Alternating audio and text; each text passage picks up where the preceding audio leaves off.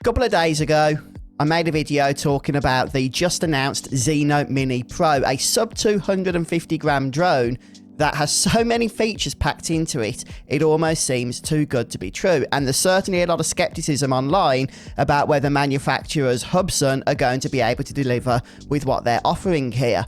But anyway, over the last day or so, I've noticed that the product page on Hubsan's website for the Zino Mini Pro has gone live, and even more specifications have been detailed. So we're going to be looking at that today. If you are enjoying my content, please don't forget to just drop a like and subscribe for future videos.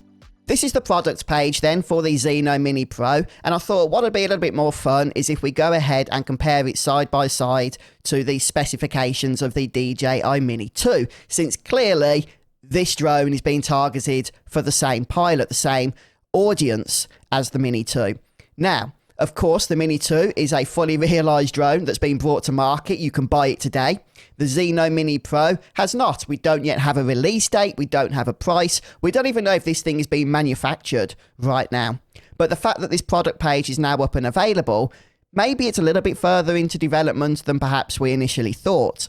Anyway, let's go ahead and see how the basic specs compare. So if we just head down on the right-hand side here, we have the Zino Mini Pro. On the left side, we've got the DJI Mini 2. So the basic design of the drones are very similar. They're both sub 250 gram drones, which means that you will be subject to fewer restrictions in most regions and countries when flying these things, and their overall sizes are pretty much the same. Now, in terms of speed, we again have a very similar comparison. Ascent speed, max on the Mini 2 in sports mode is 5 meters per second. And on the Zino Mini Pro, 4 meters per second in, I presume the S is also sports mode there. Horizontal speed, which is just labelled as max speed here with Mini 2. We've got 16 meters per second in sports mode and a max speed of 16 meters per second sports mode for the Zino Mini Pro as well. So very, very similar. So the battery on the DJI Mini 2 has been rated for a maximum of 31 minutes of flight time. And interestingly, for the Zino Mini Pro, it's been rated at 40 minutes. Now, let's be real about this. In an actual real-world flight situation, you're never going to get anywhere near probably either of these durations with either of these drones. It just doesn't happen. These are tests conducted under very specific circumstances so that they can really push these batteries to the max, so they can market them at their absolute best potential. I'm not too technical myself when it comes to sensor sizes, but I do believe that the Zino Mini Pro will have a larger sensor here, 1/1.3 inch, above the 1/2.3 inch on the DJI Mini 2. And it also has 48 million pixel resolution over the 12 million pixel resolution of the Mini 2. However, something to remember is that more pixels does not always a better picture make. Both of the cameras are able to shoot 4K at 30 frames per second. Unfortunately, it doesn't look like the Zino Mini Pro is going to be able to take images in the RAW format. So you are going to be stuck to JPEGs, which is probably going to be a bit of a put-off to those of you that are more serious about your photography and like to touch things up in Lightroom or Photoshop or whatever the case may be. Now, one thing as well that the Zino Mini Pro is probably going to impress people with is the fact that it has built-in memory, and it looks like there's going to be two options, a 64 gig option or a 128 gigabyte option. Now, the Mini 2 does not have any built-in memory. You do have to rely solely on memory cards, although the Zino Mini Pro doesn't say it has an option for a memory card. Now, you might not need a memory card if you choose the 128 gigabyte option, but I think a lot of people do like to, use different memory cards and that, so I'm not sure whether that will be an option. If it is, it's not mentioned here. We have the controller. We haven't seen the controller yet, so we can't really talk about its design or anything. The actual stats are very similar to the specs are very similar to the DJI Mini controller, except it does have a smaller battery. Okay, 3,350 milliamp hours over 5,200 for the DJI controller. I do believe that we have an improved gimbal here on the Zino Mini Pro. So, of course, it's going to be a 3-axis gimbal. And It's a slightly faster moving gimbal at 120 degrees per second over the 100 degrees per second for the Mini 2, but it also has a greater control range, minus 120 degrees to 45 degrees. And if we look at the control range for the Mini 2, it is default minus 90 to 0, but you can extend it in the settings to minus 90 to 20.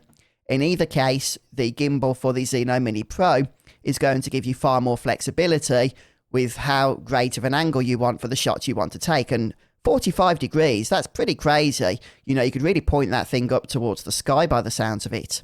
Both the Mini 2 and the Zino Mini Pro are going to be using lithium-ion batteries, or the LiPo batteries, but you do have a slightly greater capacity with the Zino Mini Pro at 2,400 milliamp hours compared to just 2,250. Mind you, that's only 150 milliamp hours difference.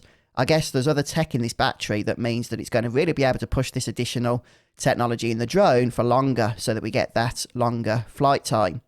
The actual weight of the battery is just under 102 grams, whereas the weight for the Mini 2 battery is 86 grams. So that's got me scratching my head a bit. They're going to obviously have to be making changes in other areas to this drone compared to the Mini 2 in order to get the whole maximum takeoff mass under 250 grams. Since we've got an extra 15 grams here in the battery, along with obstacle avoidance and all of the other new tech that's been included here, how in the world are they getting this whole total weight down to 200 or to under 250 grams? It makes me wonder just how flimsy the rest of the body for this drone is going to be. I mean, the DJI Mini 2 feels very light when it doesn't have the battery in. There is no mention of the obstacle avoidance that this drone is now being marketed as having. It does seem to mention it in the highlights. It's got the AI tracking mode and the obstacle avoidance 3 direction up here, but not actually in the technical specs. Oh, and while we're at the highlight screen, it is worth mentioning that the Synclias 3.0 is the image transmission tech for Zino Mini Pro, and that is a maximum of 1080p transmission. So that's what you'll see on your phone as you're flying your drone. Now with the DJI Mini 2, the image transmission is a max of 720p. So that's the currently announced specs anyway for the Zino Mini Pro, and that's how they compare to the DJI Mini 2. As I say, it seems in most areas, in most categories, the Zino Mini Pro on paper looks like it is going to be the superior drone. But as I say, I do wonder what the overall build quality is going to be like with this thing. It's got a hefty battery in it. To keep the whole thing under 250 grams, they are going to have to make, you know, probably some pretty sour choices in other areas. And don't forget though, the Zino Mini Pro is supposed to have 3-directional obstacle avoidance along with active tracking. And if that ends up being the case, this could very potentially be a very attractive prospect for many a drone buyer, especially because of the fact it comes under that 250 gram weight. Of course, the Mini 2 itself was an attractive purchase for many people, not only because of its small size, that's very important, but because of the fact that the price point of it was just about right. It's not cheap. It's not a cheap purchase, but for a good quality product, for those just getting into the hobby, or for those that want to have those fewer restrictions, it offers the perfect price for the features that it has. So just how much more expensive can the Zino Mini Pro really go if it's going to be targeting that same audience? I don't think much more, to be honest with you. But then it begs the question again that if they're not going to be outpricing the Mini 2 by a huge amount, how are they affording to get all this new tech put into their drone? Yeah, just so many questions really as to how this is actually going to be delivered. But as always, folks, you know, please do stay tuned to the channel and I will keep you guys notified of any further developments. And are you skeptical about Hubsan being able to deliver this drone as it has been announced? As always, appreciate you sharing your thoughts. Thanks for stopping by. Until next time, happy flying. Take care, folks.